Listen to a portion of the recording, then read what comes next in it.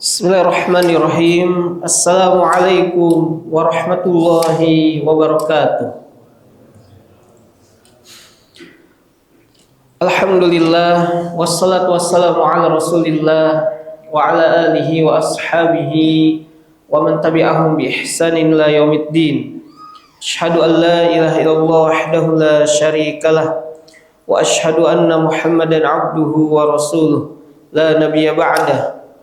Ya ayyuhalladzina amanu taqullaha haqqa tuqatih wa la tamutunna illa wa antum muslimun. Ya ayyuhan nas taqu rabbakumul ladzi khalaqakum min nafsin wahidah wa khalaqa minha zawjaha wa batha minhuma rijalan katsiran wa nisaa'a wattaqullaha alladzi tasaaluna bihi wal arham innallaha kana 'alaikum raqiba. Wa qala Nabi sallallahu alaihi wasallam majtama'a qaumun fi baitin min buyutillahi ta'ala yatsluna kitabullah wa yatadarasunahu bainahum illa nazalat alaihimus sakinah wa ghasyiyatuhum rahmah wa haffathumul malaikah. Kaum muslimin jamaah salat subuh Masjid Al-Faruq yang Allah muliakan, segala puji bagi Allah atas nikmat dan karunia-Nya. Kita bersyukur di pagi hari ini Allah masih menyempatkan kita, memberikan ruh kepada kita untuk senantiasa dapat beraktivitas bangun pagi hari dalam keadaan sehat wal afiah. Kita dapat melaksanakan kewajiban yang Allah telah wajibkan kepada kita, yaitu melaksanakan salat subuh secara berjamaah, diikuti kajian rutin setiap pekannya. Ma'asyiral muslimin dan muslimat jamaah Masjid Al-Faruq yang Allah muliakan, di mana kondisi pada saat ini kita melihat saudara-saudara kita yang berada di Pulau Sumatera, kemudian di Aceh, kemudian Sumatera Utara atau Sumatera Barat, ya, di mana Allah Subhanahu wa taala telah menguji mereka dengan banjir bandang, dengan tanah longsor dan yang lainnya. Dan teringat firman Allah Subhanahu wa taala bahwasanya semua dalam kehidupannya adalah ujian, ya. Walanabluukum bisyarri wal khairi fitnatan wa ilaina turja'un. Sungguh kami akan menguji kalian dengan keburukan dan kebaikan sebagai ujian. Terkadang kita melihat ujian itu dilihat dari kacamata yang kurang baik. Saudara-saudara kita di sana diuji oleh Allah Subhanahu wa taala. Pun kita yang sedang dalam kondisi aman pun diuji. Jadi kebaikan dan keburukan adalah ujian. Kita diberi kelapangan bisa makan sehari 3 kali di distrik-distrik yang masih terisolasi, yang sulit untuk dijangkau mereka, ada yang mati kelaparan. Ini ujian. Kita yang diberikan keluangan, diberikan kelapangan rizki, kalau kita tidak pergunakan untuk perkara ketaatan, ini pun ujian bagi kita. Siapakah yang pandai bersyukur kepada Allah Subhanahu wa taala? Sebuah kita menjalani ujian dari Allah Subhanahu wa taala. Setiap detik yang kita lalui akan dimintai pertanggungjawaban. Dan setiap waktu yang kita lalui itu akan menentukan nasib kita nanti di hari kemudian. Maka jemaah Allah muliakan dapat duduk walaupun hanya beberapa saat setelah melaksanakan sholat subuh. Ini adalah salah satu ujian dan anugerah. Ujian bagi orang-orang yang sulit untuk duduk di majelis ilmu. Ya, anugerah bagi orang yang dapat duduk beberapa saat mendengarkan kalamullah wa sunnati Rasulillah sallallahu alaihi wasallam. Semoga kita dapat mengambil pelajaran dari kondisi yang ada pada saudara-saudara kita, dan kita yang diberi kelapangan, semoga kita diberikan kekuatan untuk tetap istiqomah di atas ketaatan. Hadis yang akan kita bahas adalah hadis as-sani wal ishrun, yaitu hadis ke-32 ayat 33 ya.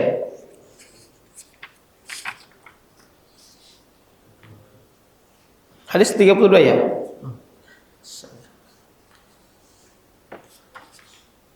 Salah baca.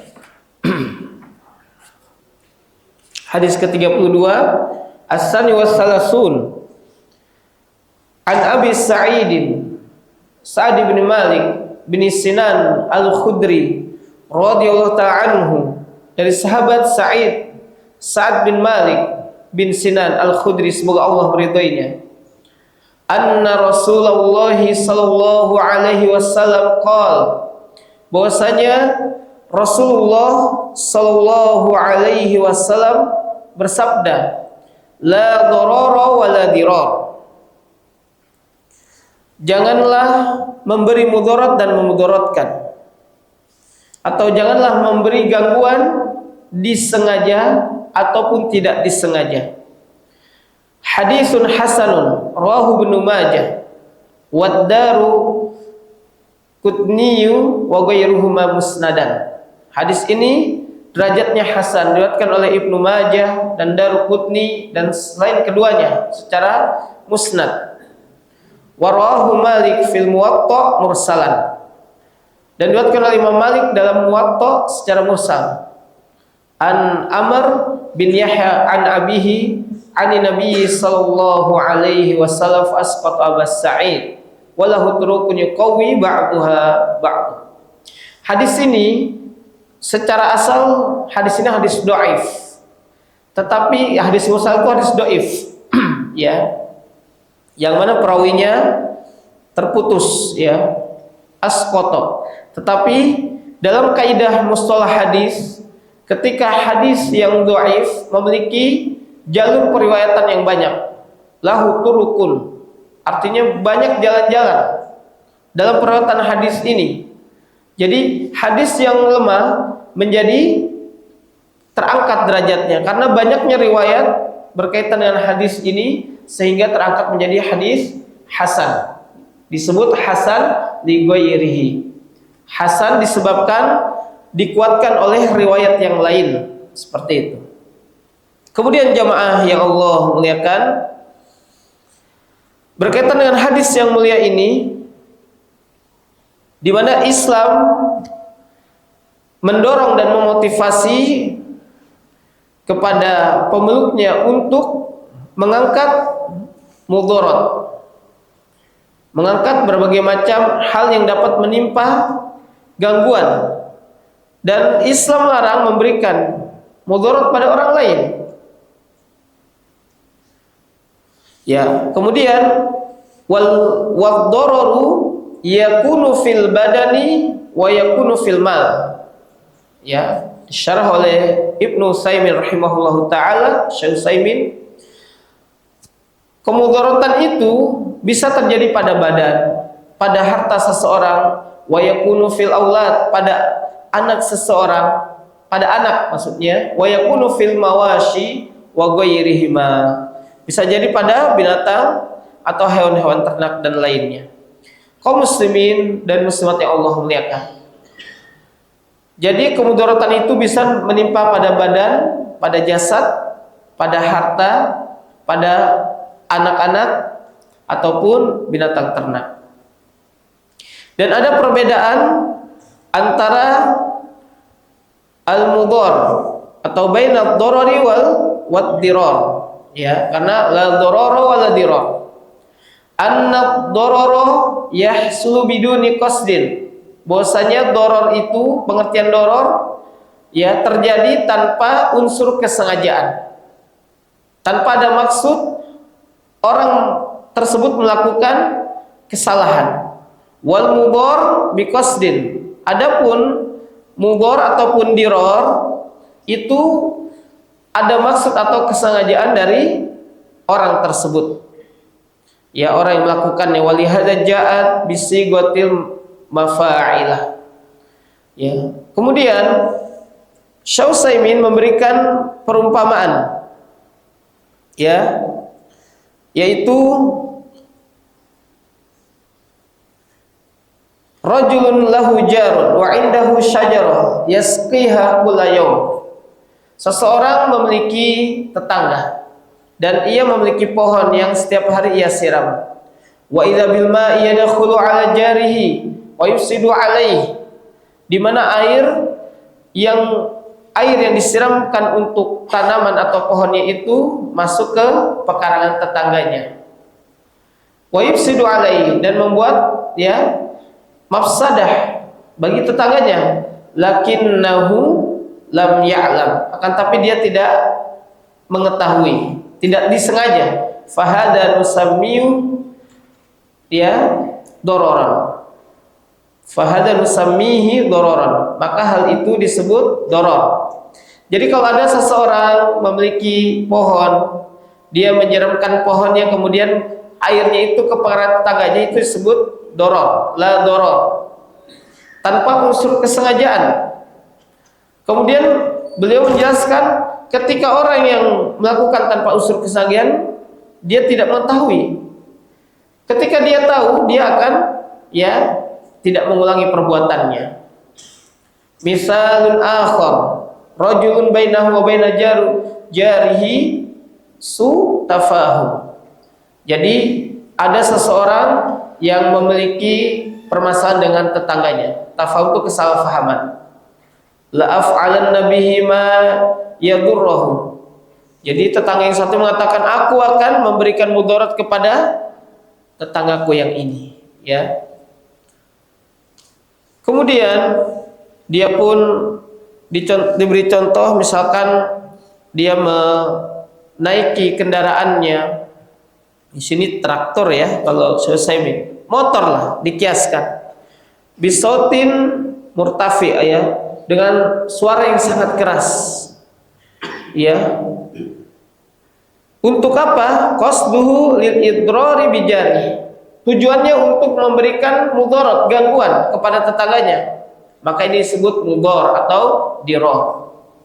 Nah, Islam melarang seseorang untuk memberikan gangguan, ya, baik disengaja maupun tidak disengaja. Walaupun sesuatu yang tidak disengaja itu tidak dihitung sebagai dosa di sisi Allah, catatan dosa. Kenapa? Karena dia memang tidak disengaja, tidak ada unsur kesengajaan, tidak ada niat untuk memberi gangguan. Adapun ya diror ataupun mudor itu adalah dengan unsur dan niat, dengan ada unsur kesengajaan dan niat untuk mengganggu tetangganya, maka ini dilarang. Maka jamaah Allah muliakan, ya, kita diperintahkan untuk menjaga diri dari perkara-perkara yang dapat memberi gangguan kepada saudara kita, tetangga kita. Ya, Nabi mengatakan man kana apa? Hadis ke-11 ya. Man kana yu'minu billahi wal akhir falyukrim jarahu. Siapa yang beriman kepada Allah dan hari akhir, hendaklah ia memuliakan tetangganya. Kemudian jamaah Allah muliakan, wa hadzal hadis aslun azimun fi abwabi katsir. Hadis ini menjadi rujukan banyak dalam bab-bab pembahasan, ya. Wala siyama fil muamalat, terlebih lagi dalam pembahasan muamalah. Kal bai'i wasyira'i warahni wal irtihan, seperti jual beli, kemudian warahan, gadai, wal irtihan sama. Wa kadzalika fil ankihati yudaru rajul zaujatuhu aw hiya tudaru zaujiha. Demikian juga dalam permasalahan pernikahan, di mana seseorang tidak boleh memberi kemudaratan kepada pasangannya. Seorang suami tidak boleh memberikan mudarat kepada istrinya dengan maksud, ya, kalau dia hiya tudaru zaujiha, dia memberikan gangguan kepada istrinya atau pasangannya, maka dia ada tujuan untuk memberikan gangguan. Wa kadzalika fil wasaya yusirajul wasiyah yadurru biha warasah. Sebagaimana juga dalam muamalah berkaitan dengan wasiat. Seseorang yaitu orang tua memberikan wasiat, ya, dengan wasiat yang dapat memudaratkan ahli warisnya. Misalkan bapak mau memberikan wasiat, nanti kalau saya wafat tolong setengah harta saya untuk orang tersebut. Dia bukan ahli waris, maka ini adalah kezaliman, memberikan mudarat kepada ahli waris. Kenapa? Dalam Islam memberi wasiat hanya diperbolehkan sepertiga dari harta yang ada. Selebihnya untuk ahli waris. Tidak boleh wasiat itu saya semua mau berikan kepada kepada seseorang atau fuqara masakin, nggak bisa. Lebih baik sepertiga tetap diberikan fuqara, ya. Kemudian nasihatkan kepada ahli warisnya, kamu anak-anak, nanti kalau bapak udah nggak ada, kamu jangan lupa itu warisan dari bapak kan banyak, minimal kalian dapat 1 M minimal. Kalau bertambah tahun bertambah lagi, ya kan? Rumah yang bapak miliki, kendaraan dan yang lainnya, maka jangan lupa kalian bersedekah. Boleh atas nama bapak atau diri kalian, karena inna auladakum min kasbikum. Sesungguhnya anak-anak kalian hasil jerih payah kalian. Seperti itu. Jadi wasiat hanya diperbolehkan untuk apa? Untuk, ya, orang yang diwasiati hanya sepertiga dari harta, ya, mayit. Seperti itu. Ini harus dipahami oleh bapak semuanya. Ya, sebelum kita memberi wasiat dan yang lainnya, wasiatnya juga jelas. Bapak punya hutang di fulan teman bapak sekian, di tetangga ini sekian, fulan bapak yang ini sekian. Dijelaskan dirinci, walaupun nanti sisa warisnya sedikit, kebutuhan mayit lebih diutamakan daripada memberikan orang yang ditinggalkan. Terkadang orang udah ahli waris ini dia bodoh, dia tidak mengerti syariat. Hak mayit lebih didahulukan daripada hak yang lainnya. Hak untuk membeli kain kafan, ya, menyewa ambulan itu diakumulatif berapa, kuburan dan yang lainnya, itu hak mayit. Keluarkan dari harta mayit kalau memang anak-anaknya nggak punya uang, misalkan. Atau hak mayit apalagi hutangnya dulu. Maka Nabi mengatakan nafsul mu'min mu'allaqatun bidainihi hatta yuqdu anhu. Ruh seorang mukmin terkatung-katung sampai ditunaikan hutangnya. Terkatung-katung itu dia tidak, ya, nyaman ruhnya, tersiksa ruhnya. Ya, bahkan Nabi SAW tidak mau menyolatkan seseorang yang punya hutang sebagai bentuk apa? Hajar. Nabi menghajar sebagai bentuk apa? Pelajaran. Nabi tidak menyolatkan. Sehingga Abdullah bin Mas'ud kalau tidak salah mengatakan, ya Rasulullah, apakah orang ini punya hutang? Jadi ada beberapa riwayat. Riwayat yang pertama Nabi tidak menyolatkan karena dia punya hutang. Yang kedua, Nabi berkata, apakah jenazah ini punya hutang, mayit ini punya hutang? Kata Nabi, punya ya Rasulullah, sekian. Kemudian Abdullah bin Mas'ud, saya yang akan menjaminnya ya Rasulullah, saya membayarkannya. Baru Rasul mau menyolatkan. Seperti itu. Jadi hutang lebih didahulukan daripada wasiat-wasiat yang lainnya. Karena itu kewajiban si mayit untuk ditunaikan. Baik dari hartanya, misalkan memang warisannya warisan hutang, mau nggak mau ditanggung oleh ahli waris.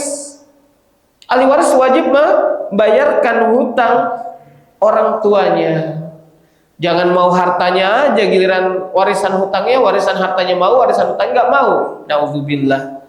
Sebagai bentuk kita membalas jasa orang tua kita, ya. Kemudian jamaah Allah mengingatkan ada kaidah, ya, mata sabatat doror wajib raf'uhu, ya. Jika ada doror, kapanpun itu wajib untuk dihilangkan. Wa mata sabatal idrar wajib raf'uhu ma'a uqubati qasidil idrar, ya. Jikalau, ya, di sini dikatakan apabila telah tetap ataupun adanya idrar dari seseorang, ya, wajib dihilangkan disertai dengan hukuman orang yang melakukan. Ini sebagai bentuk kaidah. Sehingga Syekh Utsaimin memberikan penjelasan, ya, yaitu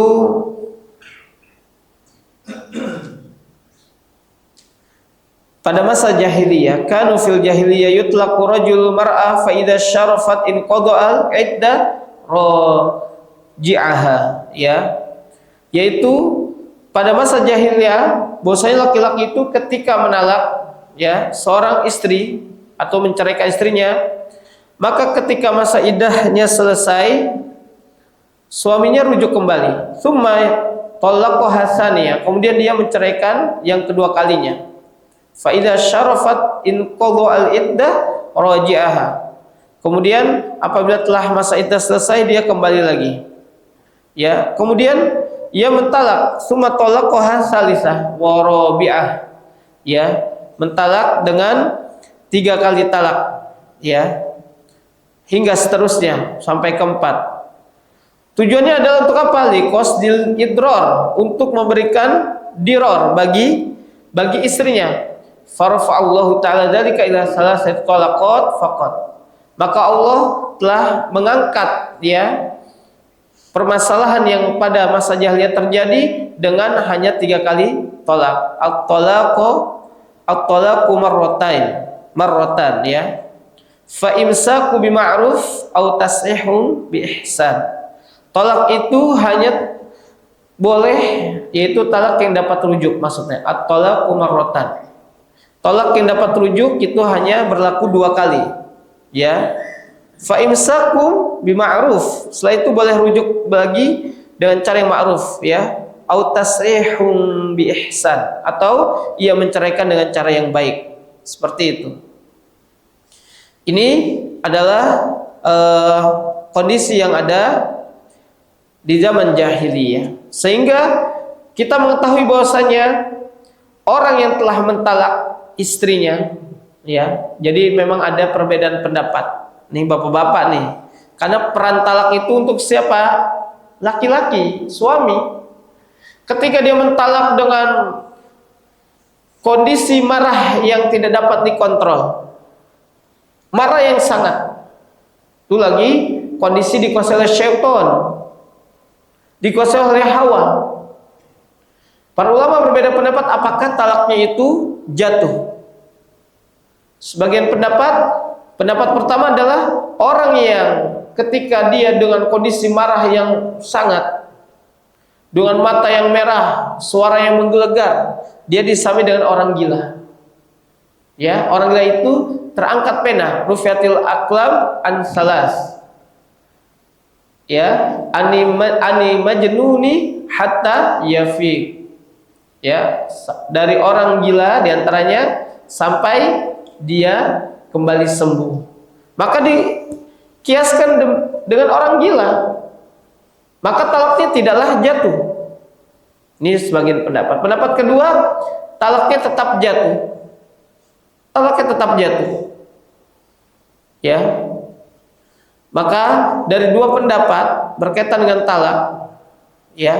Ketika memang si suami itu marah dengan marah yang sangat, dia tidak tahu apa yang dikatakan. Kan ada orang marah, walaupun marah yang sangat, dia tahu apa dikatakan. Saya talak kamu, misalkan. Sama dia marah benar-benar di luar akal sehat. Nah, yang dimaksud tidak masuk jatuh talak di luar akal sehat. Kalau marah udah banting, ya. Kalau marah udah nggak bisa ditahan lagi. Dia kalau marah apa yang diucapkan, kan orang marah kan ngucapin asal ngucapin, maka itu tidak jatuh talak. Tapi untuk kehati-hatian, makanya kalau kita marah, bagi seorang suami ya kita lebih baik keluar rumah. Ya, kalau kita marah langsung kita berwudu, menjauh dari pasangan kita. Ya, berwudu, baca Al-Qur'an, ya, sehingga hal-hal yang sifatnya mudharat atau al-idrar, ya, atau diror bagi istri itu tidak terjadi. Karena kasihan kalau seorang bercerai, ya, dia jatuh talak 1, ya, kemudian bicara lagi dalam waktu yang lain, selang 1-2 tahun talak lagi 2, udah cukup 2, ya, kemudian dia ngomong lagi talak lagi. Jadi talak dalam kehidupan bukannya dalam permasalahan, dalam kehidupan berumah tangga hanya 2 kali, at-talaqu marratan. Nah ini kita nggak tahu ini, menjatuhkan talak kepada istri kita lebih dari 2 kali. Bisa jadi kita sudah secara hukum syar'i kita sudah berpisah. Ya makanya ilmu dulu sebelum berkata dan beramal. Dan ini kita ajarkan pada anak-anak kita. Jangan sampai anak-anak kita ya jatuh seperti kita. Ya naudzubillah, misalkan itu pun terjadi, kita bertobat kepada Allah. Lantas gimana pernikahan Ustaz statusnya? Ya harus konsultasi. Ya, seperti itu. Makanya jangan sembarangan untuk mengatakan talak kepada istri kita. Semarah apapun kita, ya beda halnya kalau istri itu udah nusyus, dia durhaka, dia membangkang, dia tidak bisa dinasehati. Ya itu juga peringatan keras. Kamu nggak bisa dinasehati, saya akan talak kamu. Kasih peringatan dulu, kasih warning dulu, supaya dia ini, kamu tidak mau taat, tidak mau menutup hijab misalkan, ya tidak mau menjaga aurat, tidak menjaga kehormatan diri kamu. Saya nggak ada, kamu menerima laki-laki, ya ini dilarang, haram misalkan. Bukan misalkan haram, jelas hukumnya. Kita tahu hukumnya karena ada banyak ya kondisi di mana banyak yang konsultasi ke saya itu suaminya taat, istrinya sebaliknya. Hati-hati.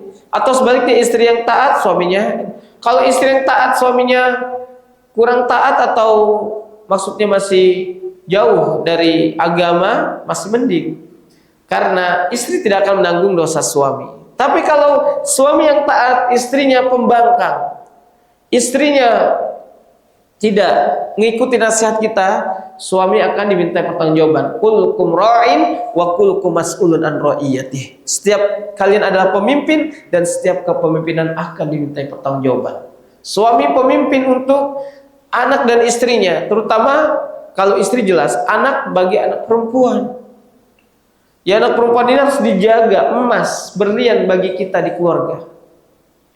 Tapi dia menjadi benalu bagi kita tatkala kita tidak mendidiknya dengan pendidikan yang benar, pendidikan nabawiyah, pendidikan Islam yang benar. Anak perempuan itu harus menutupi hijab. Dia tidak boleh keluar dengan lawan jenis atau berkomunikasi dengan lawan jenis, karena itu tanggung jawab kita. Dulu kan orang tua kita sangat bangga kalau anak perempuannya itu didatangi oleh teman lakinya atau pacarnya. Malam minggu itu harus ada di depan. Ada yang jemput. Nauzubillah. Ini tradisi ya kemaksiatan. Tradisi yang tidak boleh kita lestarikan.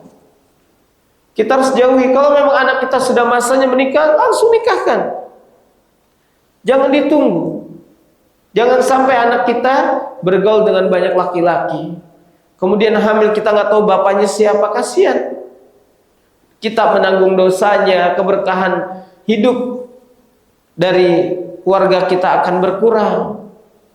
Ya, karena dosa sekecil apapun akan berdampak, baik cepat ataupun lambat. Sebagaimana amal soleh akan berdampak, baik cepat maupun lambat. Yang cepat ini yang kita jalani ini, akibat dari amal soleh kita, Allah memberikan kita kemudahan-kemudahan. Allah memberikan kepada kita jalan keluar. Allah memberikan kita rezeki dari arah yang tidak disangka-sangka. Sebaliknya dosa walaupun sekecil apapun akan berdampak bagi keluarga kita, bagi anak istri kita, cepat atau lambat itu akan kita rasakan. Ya, rumah tidak akan terkondisikan dengan kemaksiatan. A'udzubillah. Maka jemaah yang Allah muliakan, kita sebagai seorang suami, sebagai kepala rumah tangga harus tegas. Mana yang hak kita jalankan yang hak tersebut, mana yang batil, mana yang maksiat, kita harus tegas. Karena ini mereka tanggungan kita.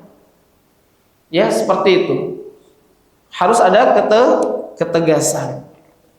Kemudian jamaah yang Allah muliakan,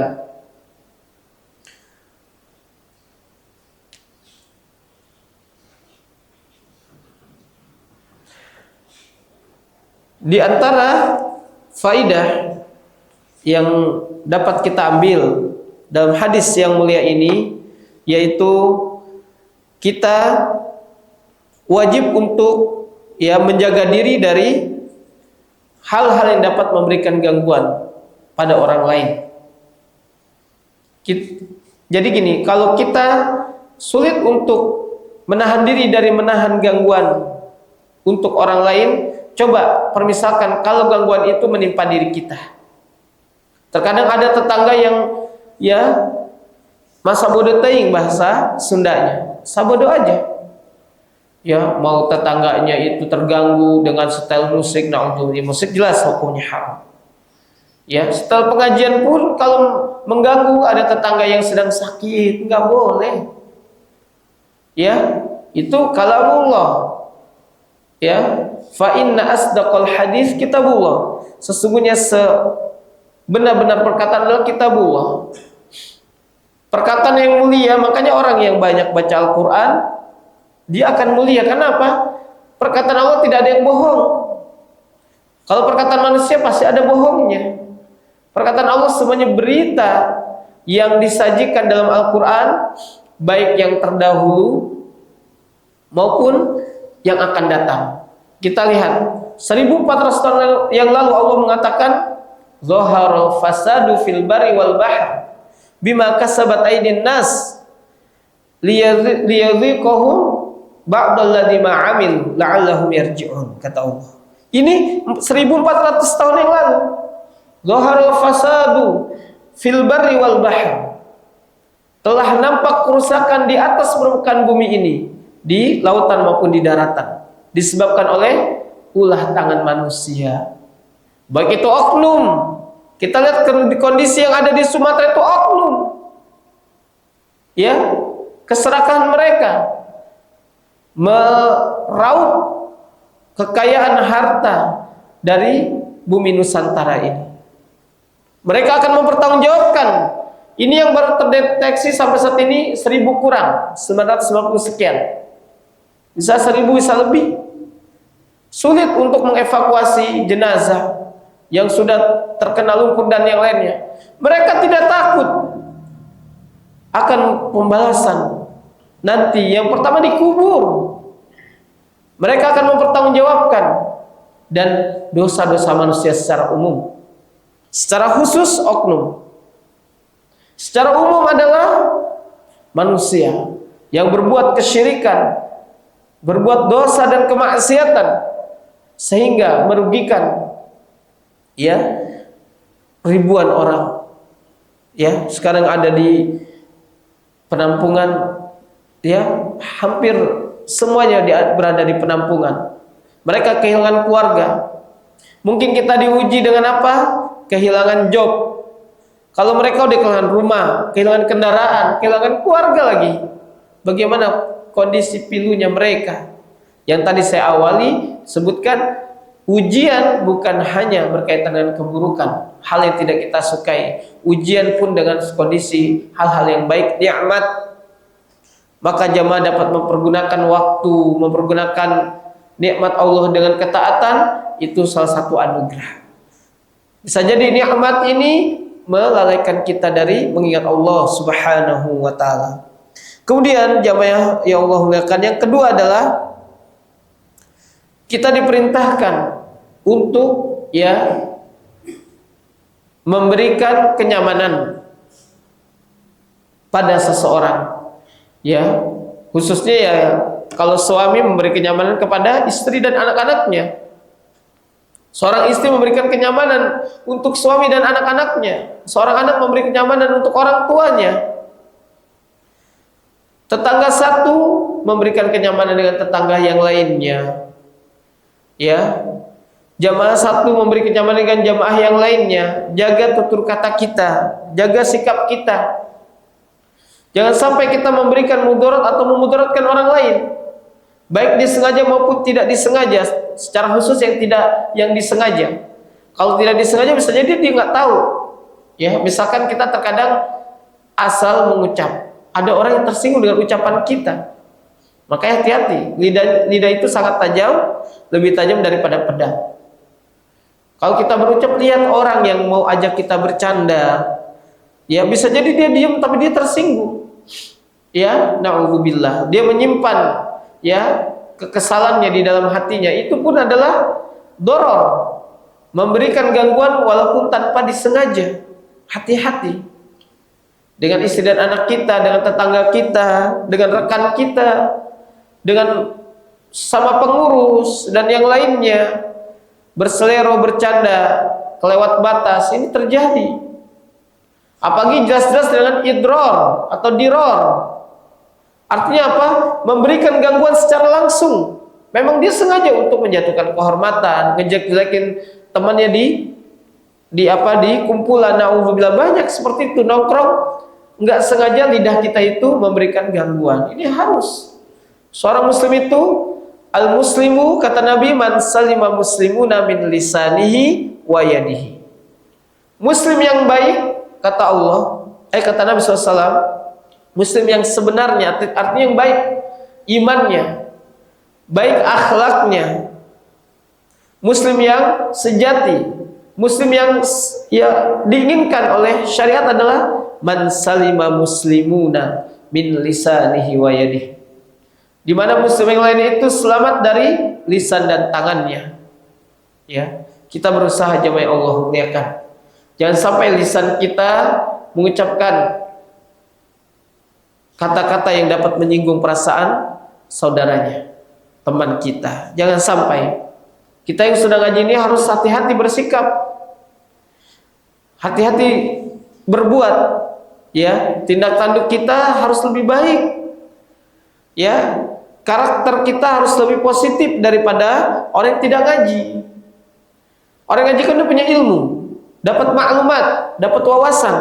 Itu harus dipraktekkan dalam kehidupan kita sehari-hari, sehingga kehidupan ini berjalan sesuai dengan tuntunan Allah dan Rasulnya, sehingga tidak ada orang yang tersakiti disebabkan lisan kita, sehingga tidak ada orang yang merasa ya dikucilkan, direndahkan. Banyak orang merendahkan.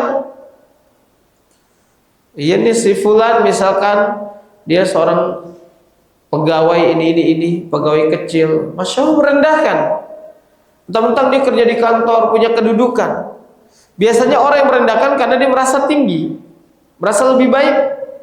Nah, sikap atau tabiat merasa lebih baik dari sisi ekonomi, dari sisi status sosial, ini akan menimbulkan ya merendahkan manusia.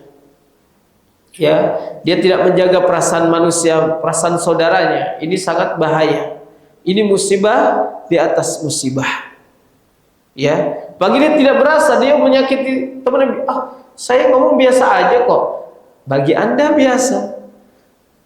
Ya, bagi orang yang dimaksudkan atau yang diutarakan itu dia sangat sakit hati. Na'udzubillah.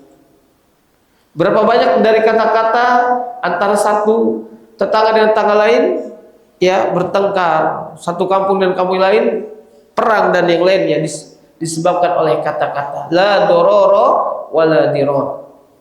Janganlah memberikan mudarat dan memudaratkan orang lain.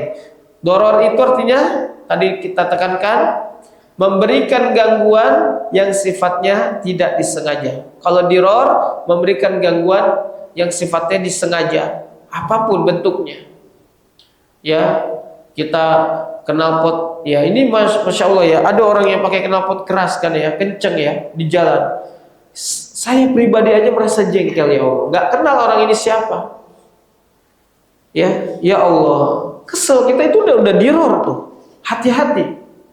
Yang punya knalpot kenceng itu harus diganti. Pertama saya turunkan nggak boleh. Kedua coba ada bayi di jalan, ada orang sakit, ada orang yang sedang punya masalah, ya.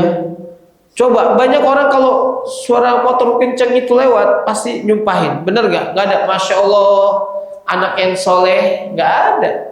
Semoga masuk surga, gak ada. Ya, bahasanya apa? Mati loh, gitu ya. Bener gak Pak? Nah, mungkin kita juga termasuk, jangan hati-hati nih, lisan kita. Kadang kita kesel, jangan diucapkan. Karena kata-kata itu doa, ya. Dibilang mati benar, Nggak lama kita dilihatin aja nih, kayaknya nabrak, bener nabrak. Karena doa kita, nah kalau diambil malaikat bahaya. Ya, sama kita terhadap anak kita kalau kesel, jangan kita sumpah serapah. Bagi ibu-ibu, bapak-bapak semuanya, kita berusaha sabar, berusaha melatih kesabaran kita semuanya. Namanya ujian, ada ujian di anak, ujian di pasangan, ujian pada ini kehidupan. Walanabluukum bisyarri wal khairi fitnatan. Sungguh kami akan menguji kalian wahai manusia, kata Allah, dengan keburukan, dengan sesuatu yang tidak disukai, dan dengan kebaikan, dengan nikmat dan yang lainnya. Fitnatan sebagai ujian. Ya. Allah ingin menguji kita. Memang dunia ini ujian. Orang yang dapat nikmat ujian, yang dapat musibah pun ujian. Bagaimana kita menyikapi ujian? Bagi yang mendapatkan nikmat, dia bersyukur, beramal soleh, mempergunakan hartanya di jalan Allah dengan sesuatu yang bermanfaat untuk orang lain.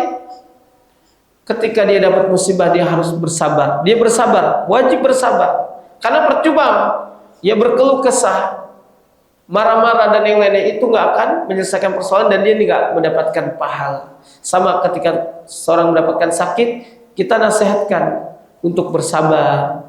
Ya, bisa jadi sakit ini akan menghapus dosa-dosa.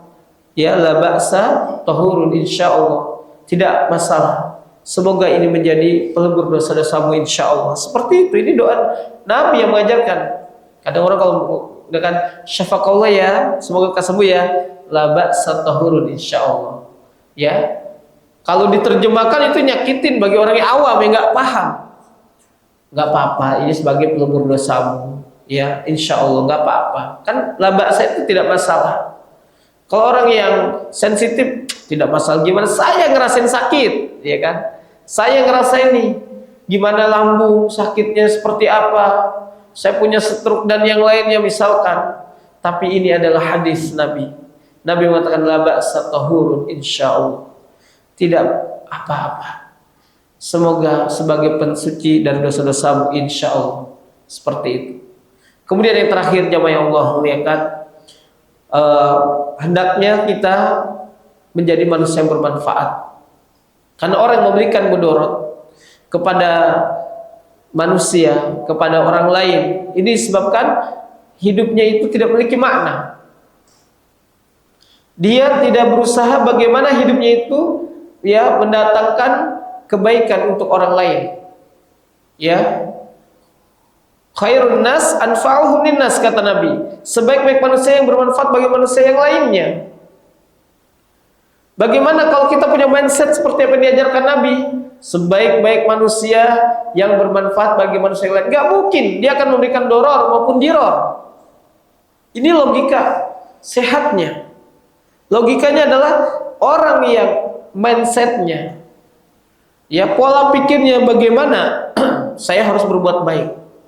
Saya harus memberikan manfaat untuk keluarga saya, untuk orang lain, tetangga saya, jamaah, teman-teman saya. Dan dia tidak akan terfikir untuk memberikan mudarat. Walaupun misalkan tetangga memberikan diror ya kepada kita, gangguan yang disengaja. Punya mobil yang bagus ya, sambil bersuil ya kan, nyanyi-nyanyi ya, ngelap supaya tahu nih pagi di gede alhamdulillah apa, aduh enak nih mobil bagus. Itu kan kadang orang yang ini biasa aja. Toh nikmat rizki itu ya semuanya diatur oleh Allah. Kalau kita memahami takdir, santai. Dia mau punya rumah besar, punya mobil bagus, konsepnya apa?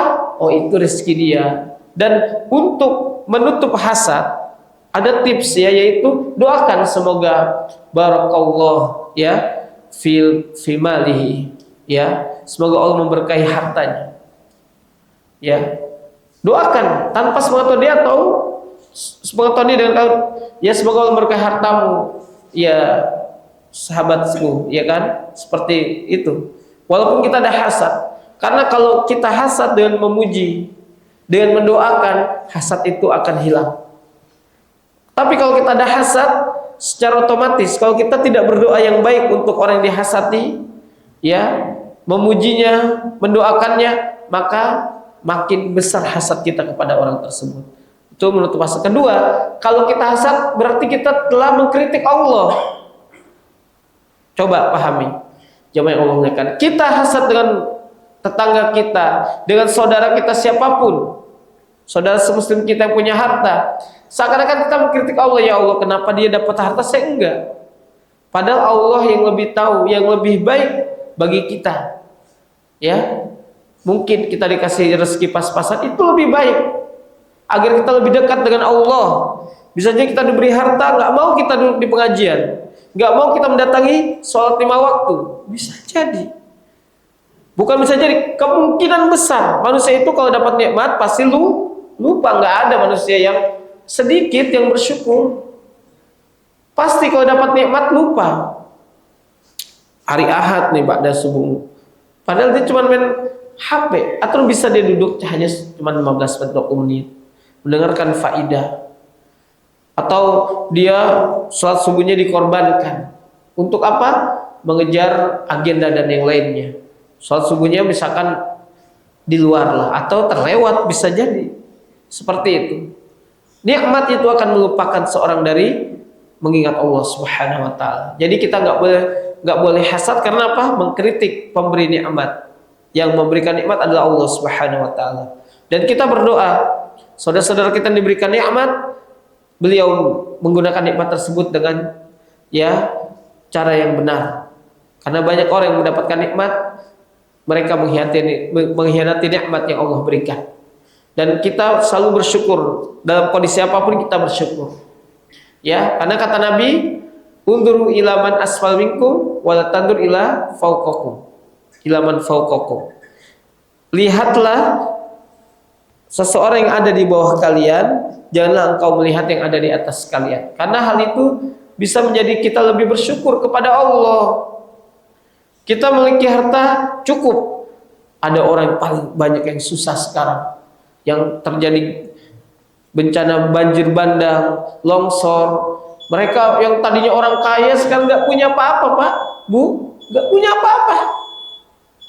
Habis rumahnya. Ya, orang yang punya seperti kita, udah kita bersyukur. Allah masih menjaga kita dari mara bahaya dan ujian. Mungkin itu saja dapat saya sampaikan. Semoga pembahasan yang singkat ini dapat memberikan pencerahan kepada kita semuanya dan dapat kita amalkan. Ya, jalankan itu. Mindset kita bagaimana memberikan manfaat bagi orang lain, memberikan kebaikan-kebaikan bagi manusia yang lain. Sehingga apa? Sehingga tidak ada ya terfikir pada pola pikir kita untuk memberikan keburukan kepada orang lain. Wallahu a'lam bishawab. Ini saja. Mohon maaf bila ada kekurangan. Ada pertanyaan Bapak dan Ibu semuanya berkaitan dengan pembahasan kita? Semoga singkat ini bermanfaat. Sepertinya tidak ada.